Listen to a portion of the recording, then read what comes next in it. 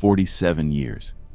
That's how long it's been since a human being last stood on another world. 47 years since Eugene Cernan climbed back into the lunar module, looked out at the gray, dusty surface one final time, and left footprints that are still there today, perfectly preserved in a place with no wind, no rain, no erosion, just silence. And for nearly half a century, that's exactly what humanity's relationship with the moon became: silence. But something shifted in 2026, not a press release, not a renamed program with a fresh logo and the same broken promises underneath. Something genuinely, structurally different. A strategy built not on political optimism, but on a cold, clear-eyed recognition of a single uncomfortable truth: we were falling behind. And if we didn't move now, decisively, urgently, and intelligently, someone else was going to own the future of space exploration before we even got started. This is the story of NASA's new moon plan. What it is, why it's different from everything that came before it, and why, for the first time in decades, there's a real argument that it might actually work.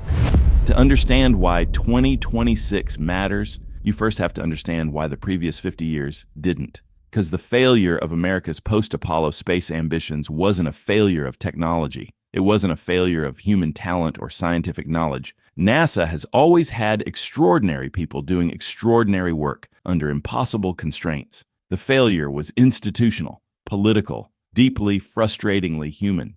Every few years, a new administration arrived in Washington with a new vision for space, a new name, a new set of acronyms, a new round of speeches about destiny and exploration and the pioneering spirit. And then quietly, without much fanfare, the previous program would get canceled, the funding would shift, the engineers would scatter, and the whole machine would reset back to zero. The Constellation program, the Ares rockets, years of design work and billions of dollars canceled. The original Artemis timeline promised a moon landing by 2024, then 2025, then it became a moving target that nobody seriously believed anymore. Meanwhile, China was not resetting. China was not canceling.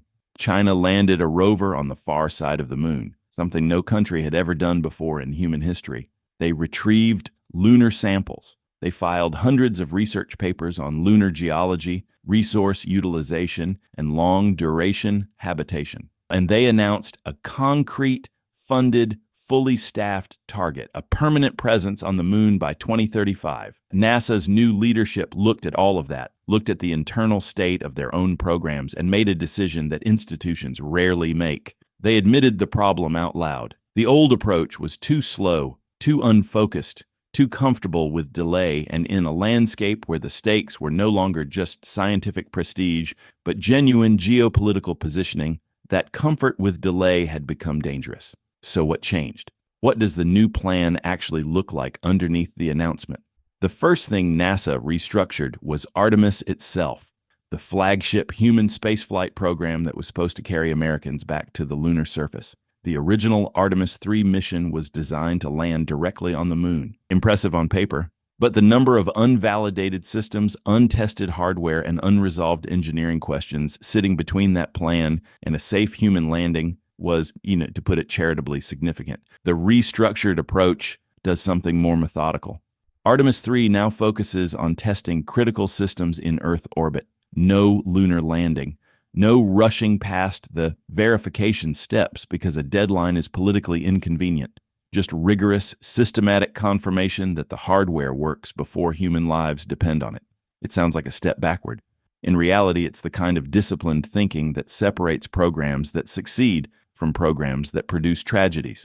The first genuine moon landing under the new framework is targeted for 2028, and after that, the pace accelerates dramatically.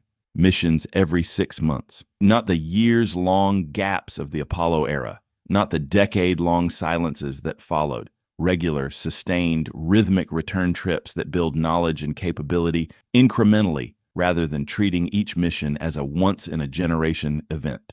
The other major structural shift is how NASA relates to the private sector. The old model was built around long-term contracts where companies were paid for effort and presence rather than results.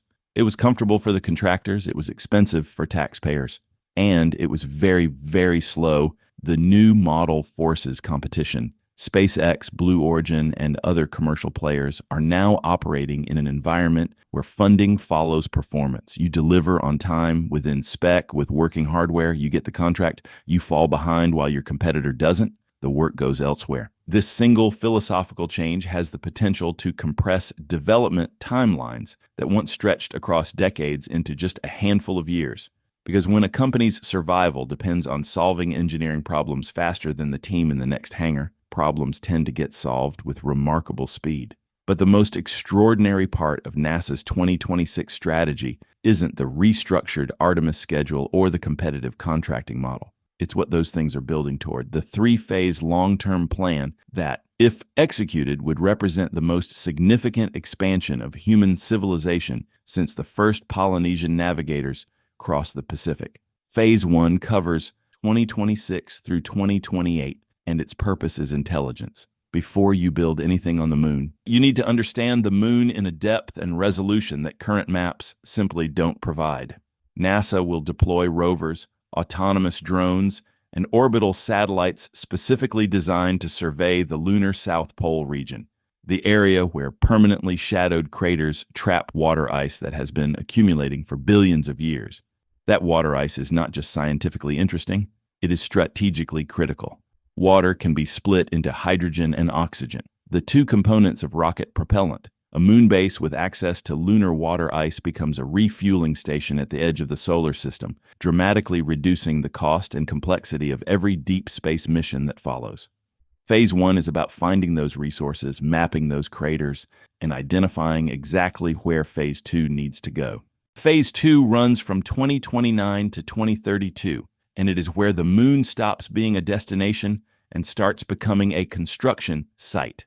Power systems go up first. Massive solar arrays capable of sustaining human life through the brutal 2-week lunar nights where temperatures drop to negative 170 degrees Celsius. Without reliable power, nothing else is possible. Then excavation equipment, machines purpose-built to dig, level, and prepare the lunar surface for the infrastructure that follows. Then mobile habitats, pressurized, movable living quarters that allow crews to operate across the surface rather than remaining fixed to a single point. By the end of Phase 2, the moon will have the bones of an operational outpost, not a tourist stop, not a symbolic gesture, a working facility with power, shelter, mobility, and the beginning of a supply chain that doesn't rely entirely on resupply missions from Earth. Phase 3 begins in 2033 and it has no planned end date. This is the permanent base, rotating crews moving through on regular schedules the way researchers cycle through Antarctica's remote stations, arriving, working, learning, and being replaced by the next team rather than abandoning the place entirely. Resource extraction pulling water, metals, and minerals from the lunar soil, and most remarkably, construction using local materials. The concept is called in situ resource utilization, building structures from what's already there rather than shipping every component from Earth. Lunar regolith, the fine powder that covers the moon's surface, can be processed and used as a construction material. Structures can be printed, assembled, housed, and expanded using resources that exist in essentially unlimited quantities right beneath the surface, if that works.